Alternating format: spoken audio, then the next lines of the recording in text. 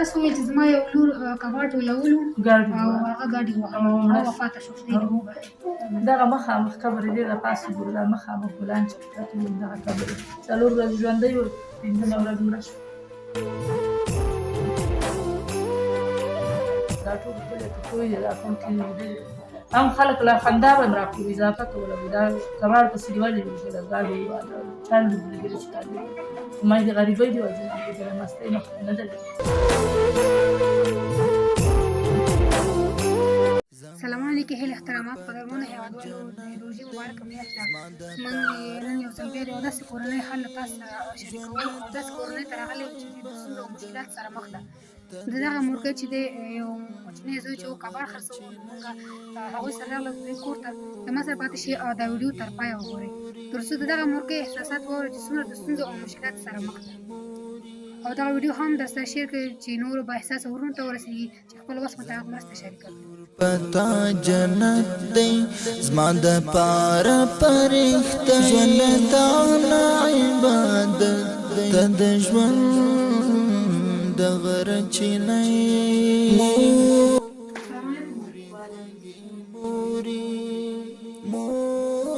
څنګه یې مورخۍ صاحب ښه دی؟ شکر دی. تاسو خپله خاص دی؟ ماشومان دې ښه دي؟ څنګه یې روژې مبارکې میاشت سره؟ دا ښه وي نو وخت یې تېرېږي په بیه یا درې ډوډۍ راوړه یا 2 ډوډۍ راوړه یا کباړ پیدا شي یا پیدا مې نه شي. هر روز کال مې همدغسې لورګاډي روژه کې ووایي مړه شو یا ډوډۍ یا کزه زما ټول پتا واړه واړه کباړ راته موږ هم ستاسې زوی ولیدو نو هغه کباړ ټولوو موږ ادرس واخیستو ستاسو کور ته راغلو تر څو ستاسې غږ هغه خلکو ته ورسوو. دا په خپل روز کالي ګاډي والې وو په یو وخت په اوس مودل دا خپل خوږ دغسې کږه ده څه کالي ګرځي په بېګا راغی هم په سر درد و ته دې نیولې وو څه مو د کور سرپرست نه لرئ؟ نه نه همدا بچي دي خاوند یې څه کار کوي؟ هغه پوډري دی 3 میاشتې بعد 4 میاشتې بعد 5 میاشتې بعد کور ته ځي راشي په خلکو یې را پیدا کړو بیا یې ورک شي وځي نو څه به پرې وکړو څه شی وکړو خاوند به ځي. دا ستا زوی چې کباړ ټولوي نو ستاسو پرې ګزاره کېږي چې خاوند یې هم نشه یي دی او زوی دې هم کباړ ټولوي بس کله څوک یا 20 روپۍ ورکوي یا 30 روپۍ ورکوي یا دا کباړ په هغې یا وریجې راوړه یا پیوړه راوړه یا وخوټوه یو وخت یې په داره کې شي. نن ورځ روژه ماتې لپاره څه شی لرئ؟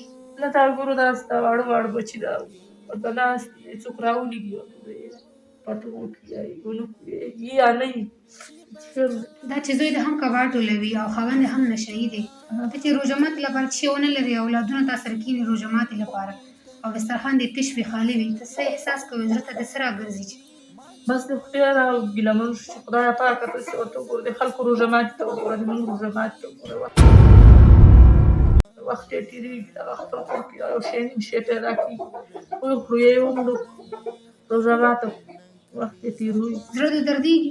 خود دردېږي ډېر دردېږي چې خلکو ته وګورو خپلو بچیو ته وګورو خلکو پرې مکتبونه ویلي سبقونه یې پرې ویلي موږ ګورو مکتب نه چې راشي او منډې کړي یا ډوډۍ وخوري یا ونه خوري وړوکي دا وګوره وړوکي ځان باندې روژه دي و کلن دی د روژه نه هغه ورونه چې اوس مهال ستا ویډیو ګوري ته هغوی څخه څه غوښتنه لري چې تاسو سره څه مرسته وکړي؟ بس دا به د دوی غټه دغه یې چې موږ سره لږ کومک وکړي مرسته وکړي غریبي ده بلندي ده ته ورته وګوره چې داسې خلکو سره مرسته ونه شي نور به چا سره روژه ده یا پیشنمي کې یا ماښامي کې نه وي ماښامي کې پیشنمي کې نه وي اوبو سره یې ماتولی که ته نه درک نه وي ډوډۍ درک نه وي روژه ده وخت تېرېږي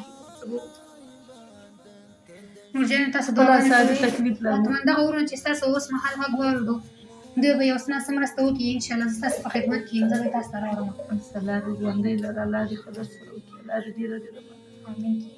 زما عزتمندو او با احساسه ورونو تاسو ته دغه مورکۍ غږ واورېدو چې څومره د ستونزو او مشکلاتو سره مخ ده چې زوی یې کباړ راټولوي او خاوند یې هم نشه یي دی نو د څومره د ستونزو او مشکلاتو سره دا ژوند تېروي چې روژه ماتې لپاره هېڅ هم نه لري. زما عزتمندو ورونو نو روژه مبارکه میاشت ده په دغه میاشت کې ستاسې صدقه قبلېږي او خپل وخت مطابق صدقه شریکه کړئ تر څو موږ دغسې میندو خویندو پوښتنو مسکا راولو چې ډېر ورته ضرورت او اړتیا لري.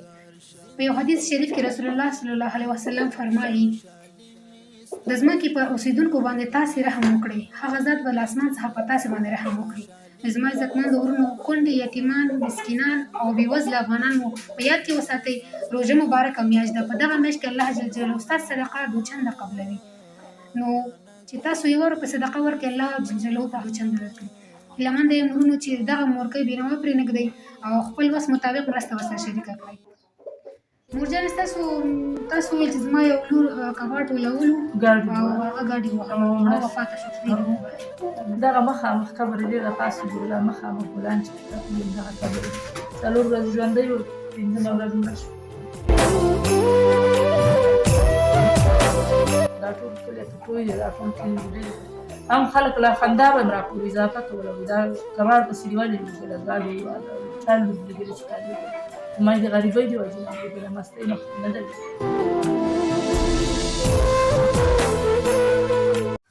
چې غریبي راشي هر څه به زما عزتمند ورونو، وګورئ دغه مورکۍ څومره په ستونزو او مشکلاتو کې ده چې لور یې وفات شوله، کباټ ولو، بیا هم خلکو پریشان وغه وخندل چې یعنې هغه نجلۍ خپل ټول راپورې شو وفات شوي چې کباټ ولو. نو راځئ زما ورونو دغه مورکۍ د خپل لور قبر موږ ته وښایي، هغه وګورو او دغه مورکۍ احساسات په زړه احساس کړئ او خپل وس مطابق مرسته ورسره شریکه کړئ. زما کور پتا جنت دی، زما د پاره پرخته ژوند دا نه عبادت دی، ته د ژوند د غره چینی. هغه مخامخ وګوره، مخامخ ګلان چې دي همدا د کور سره نږدې دی. ګور کته نوی زن زما عزتمند او با احساس ورونو، تاسو دغه مورکۍ غږ واورېدل چې څه مشکلاتو تاسو ته بیان کړه. نو زه هم هیله منده یم چې خپل وس مطابق مرسته مو له موږ سره شریکه کړئ چې دغه افغانان مو ډېر د بېوسۍ سره مخ دي. نو موږ او تاسې باید د دوی لاسنیوي وکړو چې په شونډو یې مسکا راولو. دغه روژه مبارکه میاشت ده، هر یو انسان دی باید دغسې کورنۍ او دغسې میندو خویندو دعا واخلي چې قبول شي. تاسو مسافر یاست، دوی به تاسو دعاګانې وکړي او تاسو دوی سره خپل وس مطابق مرسته شریکه کړئ. که غواړئ مرسته وکړئ او دغسې خویندو میندو په شونډو مسکا راولئ، مظلوم غږ خیر بنسټ ستاسو په خدمت کې ده. د مرستې لپاره زما د واتساپ شمېره ده 080 شپږ شپېته شپېته 942. نور مو وخت نیسم.